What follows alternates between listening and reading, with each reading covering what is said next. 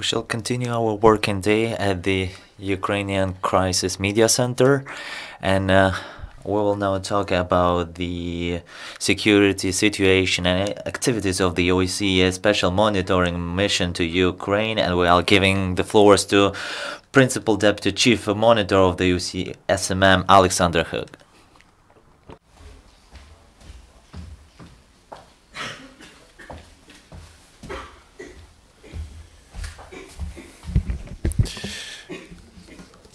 Good afternoon, dear friends. Every week I stand here and report on the security situation in eastern Ukraine.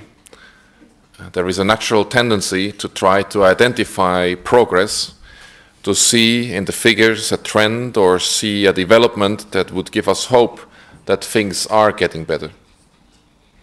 From last week, we can, for instance, point out that the number of SMM recorded ceasefire violations decreased by 17% compared to the previous week. We could point to the fact that this reduction in violence was observed in all main hotspots except in one. In areas east and northeast of Mariupol, for instance, the OSCE SMM recorded a 40% decrease in the number of ceasefire violations. Significantly, we recorded no explosions by Minsk-proscribed weapons in that area. In areas southeast and east of Svetlodarsk, a 20% decrease in SMM recorded ceasefire violations. In areas west and north of Horlivka, a 60% decrease. And in areas between Popasna, Pervomaisk and Troitsky, a 40% decrease. I in particular was heartened by the fact that for the first time in 6 weeks we did not record the use of multiple launch rocket systems in this specific area. Likewise, we could point out that the number of civilian fatalities recorded last week is down compared to the week before, from 6 to 1. We might even take comfort knowing that 38% of all ceasefire violations attributed to proscribed weapons were identified as related to live fire exercise by the so-called LPR. Or alternatively, the figures could point to regression. Last week, for instance, we noted a spike in the number of weapons in violation of agreed withdrawal lines, 320, 180 in non-government controlled areas and the rest in areas controlled by the government, compared to fewer than 200 in the previous week. Others might see significance in the fact that 2/3 of all artillery explosions and over 40% of all mortar explosions were recorded in one specific sector in the Pervomaisk-Popasna area. We could also note that the number of explosions caused by Minsk-proscribed weapons, namely tanks, mortar, artillery, including multiple launch rocket systems, increased by 25% last week. In particular, explosions caused by mortars doubled from 125 the previous to 257 explosions last week. A closer look at the Avdiivka-Yasinovata-Donetsk airport triangle would not provide much hope for optimism. This is the area where almost half of all ceasefire violations were recorded last week. And it is also the area where we recorded a 50% increase in the number of ceasefire violations. In this area last week, the number of recorded explosions attributable to fire from proscribed weapons went up significantly, from 4 the previous week to 97 that week. Or perhaps symptomatic of the disregard for human life, in particular the very young, we could highlight the incident in Dokuchaevsk in which a kindergarten came under fire, or the incident in Marinka where a school was attacked. The truth, however, is that nothing is changing.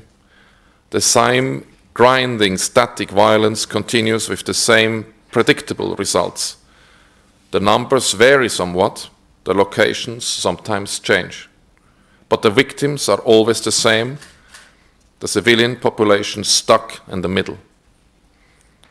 And whatever efforts are made to improve the situation, it seems always to no avail. We in the OSCE Special Monitoring Mission have, for instance, invested considerable resources in trying to safeguard the Donetsk filtration station in Yasinovata.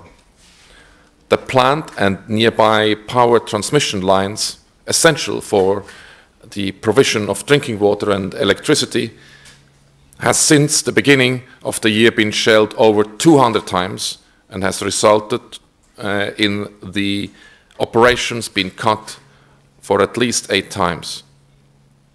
That has resulted in 38 outage days. In addition to jeopardizing the supply of safe and chlorinated water to 345,000 people living in Donetsk, Avdiivka and Yasinovata and the surrounding villages, indirect hits on the filtration station, which has happened at least 3 times this year, could cause an environmental disaster. I do not even want to imagine what would happen if the chlorine stocks at the filtration station take a direct hit. Every time artillery or mortar rounds hit the station, our monitors in Donetsk seek security guarantees from the sides through the Joint Center for Control and Coordination to allow for repair teams to go and undo the damage. We send mirror patrols from both sides of the contact line to monitor the repair work, offering the workers some level of assurance with our presence and monitoring. Then the repair works are carried out, often under fire, and electricity, water are restored for a while, and then one of the thousands of shells fired in the area hits the infrastructure again, and the process is repeated once again. For the workers and monitors whose lives are endangered, this is, needless to say, more than just frustrating. But imagine how the 345,000 people dependent on this infrastructure must feel. The same logic applies to the ceasefire itself. We hear that the sides have recommitted themselves to the ceasefire they have agreed back to September 2014. Sometimes for a day or two, we see reduced levels of violence, but invariably, this only lasts for a while. This conflict is now well into its 3rd year. A whole range of people, repair teams, humanitarian workers, deminers, OSCE monitors, and many politicians are working towards making things better. They have been pushing a heavy stone up the hill, getting somewhat towards the top, only to see it roll back down to the bottom every time. Unlike Sisyphus, it is not an effort and strain or the gravity of the situation that has undermined the efforts, nor is it the maliciousness of unforgiven gods. Humanitarian providers are ready and able and have been forced out. Repair crews have the technical means and have the courage, but often are thwarted by direct targeting. OSCE SMM monitors have the capacity and skill, the technical means and the will to monitor, but are faced with repeated restrictions on their freedom of movement and threats to their security. The stone is not rolling back down the hill because of a lack of effort or will, it is being kicked down. Dear friends, this is not a Greek tragedy, it's a human tragedy, in which events are dictated by real people. Shelling of critical civilian infrastructure continues because real people under it and real people do it. Other people, including children, are dying because the sites continue to mine areas and refuse to demine existing contaminated areas. People are without water and electricity because other people are targeting infrastructure. People's economic future are being undermined as some people seize property and others undermine the free exchange of goods across the contact line. People are hungry because of decisions made by others to prevent help reaching them. Dear friends, as much as we pretend, there are no observable trends. All we see now is a quagmire in which hundreds of thousands of innocent people are stuck. It's not getting better, it's not getting worse, it's just the same. It remains the same and will remain the same as long as people in positions of power want it to remain so. Now, dear friends, with Easter almost upon us, surely it is time for a change. If hope and renewal, for me the essence of Easter, are to mean anything, those in positions of power need to act now.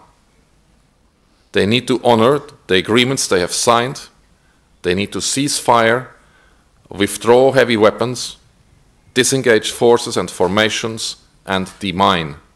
Then, and only then, we can talk about progress.